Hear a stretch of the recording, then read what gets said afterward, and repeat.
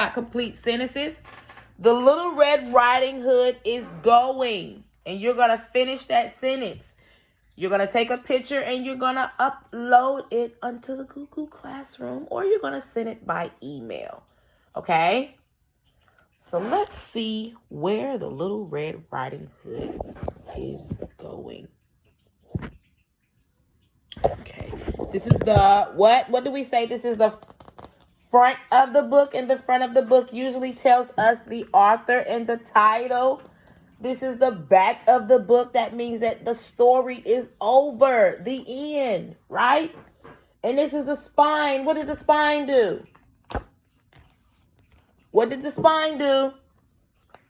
I like to see everybody speaking. It holds the pages together. Very good. So The Little Red Riding Hood is the title, and it is retold by Bonnie Dupklin. And the illustrator, remember what the illustrator does? They draw the pictures, and the author writes the words. Very good. So Kamaraka is the illustrator. Okay. Let's figure out what's going on in this book.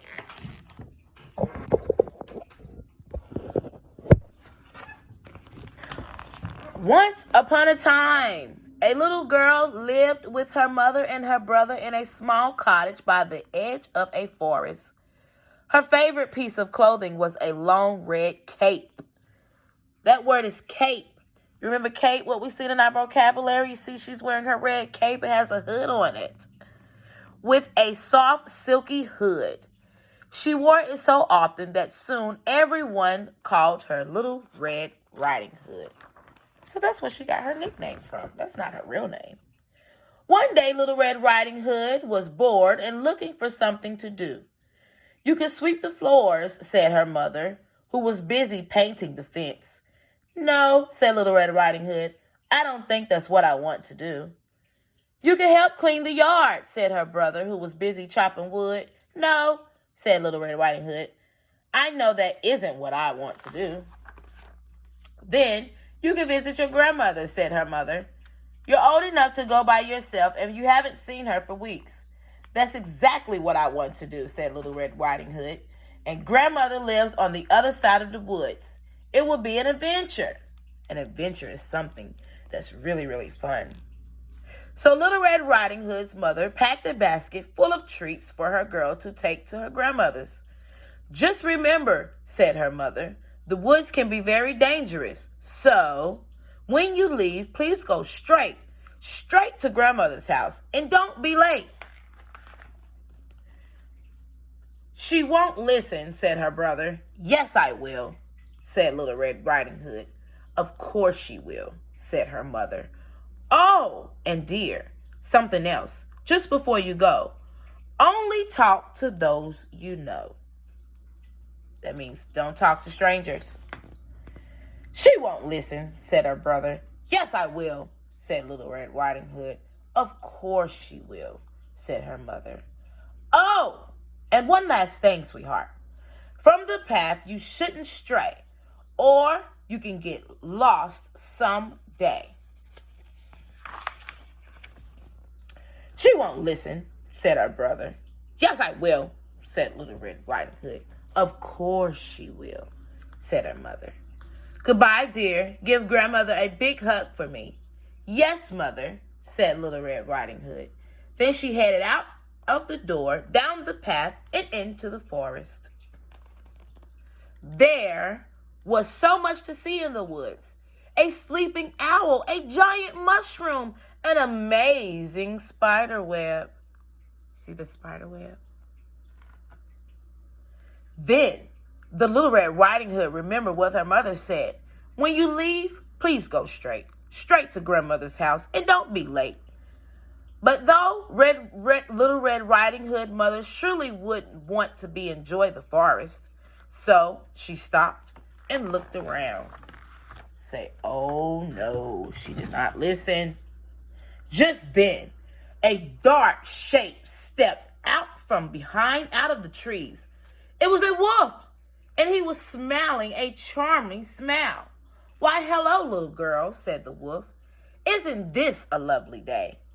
Little Red Riding Hood remembered what her mother said. "Something else before you go. Only talk to those you know." But thought Red Riding Hood, "He seems such a friendly wolf.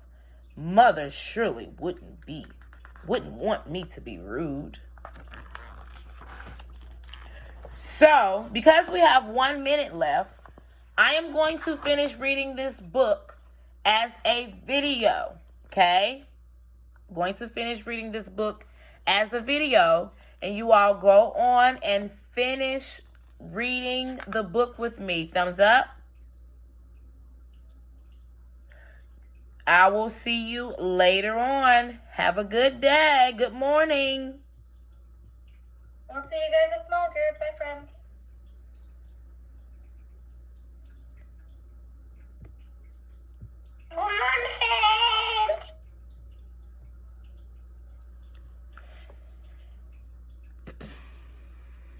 "Hello, Mr. Wolf," said Little Red Riding Hood. "It's a lovely day, and you seem to be such a delicious, by which I mean delightful child." The wolf's smile grew even bigger. "What might your name be?" "Everyone calls me Red Riding Hood," said the girl. "A splendid name," said the wolf. "And where might you be heading?" "Little Red, if I may call you that." "You may," said Little Red Riding Hood. "I'm bringing my grandmother this basket of treats. She lives just on the other side of the forest." Oh no, she's talking to strangers and telling them where her grandmother stays. We do not do that. "How kind of you," the wolf says. "In fact, wouldn't your grandmother like a lovely bouquet of wild flowers as well?" A bouquet is a handful of flowers. So they're going to pick some flowers from in the forest, different kinds, and make them into a bouquet. There are some just over that hill, down by the edge of the river. Red Riding Hood remembered what her mother said. From the path you shouldn't stray, or you can get lost someday. But thought Red Riding Hood, "Mother surely wouldn't want me to bring grandmother some flowers. She would want her to bring her some flowers," Red Riding Hood thought. "That's a wonderful idea, Mr. Wolf. I'll pick some right away." And she scrambled off into the woods. "Goodbye, Little Red," the wolf called after her. "I'm sure we'll meet again very soon." And then he whispered, "By which I mean for lunch." Oh no, oh no.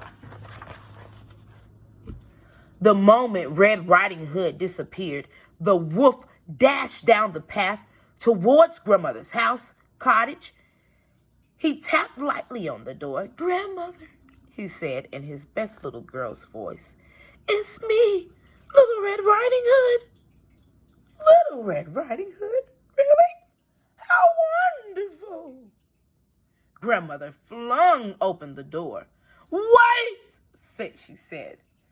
"You're not Red Riding Hood." "Sadly, no," said the wolf. "By which I mean goodbye." And he swallowed the grandmother in one big gulp. "And now," said the wolf, patting his stomach, "I'll wait for dessert." Oh, who do you think dessert is? That's right, Little Red Riding Hood is going to eat her too. Sometime later, Red Riding Hood came out of the woods. She was dirty and rumpled, and there were burrs in her hair. Ew, she was dirty. Look at her. "It was much harder to find the path again than I thought it would be," she said. She said, surprised to find her grandmother's door wide open. She stepped inside. "Grandmother, are you home?" "Yes, dear," came a scratchy voice from the bedroom. But I'm in the bed. I'm afraid I have a nasty cold.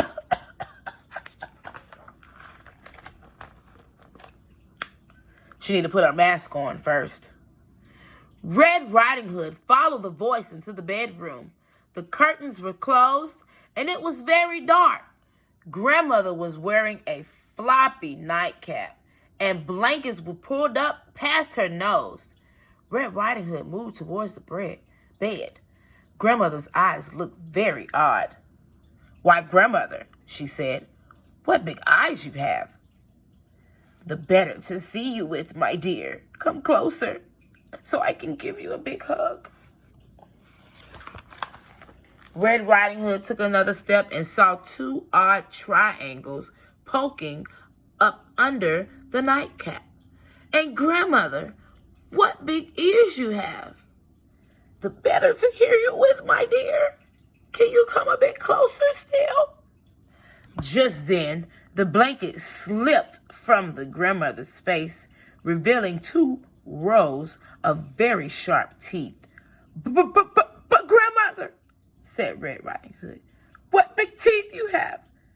"The better to eat you with," roared the wolf, leaping out of Grandmother's bed. Oh no, I want to know what's going to happen. Red Riding Hood screamed, "Ah!" She ran out of the bedroom, through the main room, and into the kitchen, slamming the doors behind her. She clamped into the cabinet and yanked the door shut. "Oh, why I didn't listen to Mother," she thought. "If I hadn't stopped in the woods, I wouldn't have met the wolf. If I wouldn't have talked to the wolf, I wouldn't have left the path. If I wouldn't have left the path, I wouldn't have been late to Grandmother's house. And then none of these things would have happened." In the kitchen, she could hear the wolf calling to her. "Where are you, Little Red?" he said. "There's no need to hide." "By which I mean I'm going to find you and eat you, no matter what." Just then, something crashed. A voice yelled. Dishes smashed. The sounds got louder and louder and wilder and wilder. And then everything was quiet. Oh, what happened? We have to see. Little Red Riding Hood peeked out of the cabinet. There stood her brother, his axe in one hand, and he was helping Grandmother step out of the wolf. "Thank you, dear," said Grandmother. "It was very dark in there." The brother looked at Little Red Riding Hood. "I knew you wouldn't listen." Little Red Riding Hood scrambled out of the cabin and gave her brother a big, big hug. "You're right," she says, "but I will from now on." Then Red Riding Hood, her brother, and their grandmother all sat down together to eat treats from the basket. The end. Very good. That was a Little Red Riding Hood book. So you remember the assignment that I said that I wanted for you to do. Make sure that you say the Little Red Riding Hood is going to, and complete the sentence. And then you're going to draw a picture. Take a picture of that and upload it to Google Classroom or send it in